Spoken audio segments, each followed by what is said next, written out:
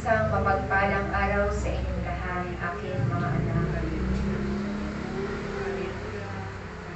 Ako ang inyong ina. Ako ang inyong inang Maria. Naway lagi kayong magpasalamat sa Diyos, sapagkat ang gawain ito ay lagi niyang pinupuno upang kayo ay maging matibay ang inyong pananampalataya.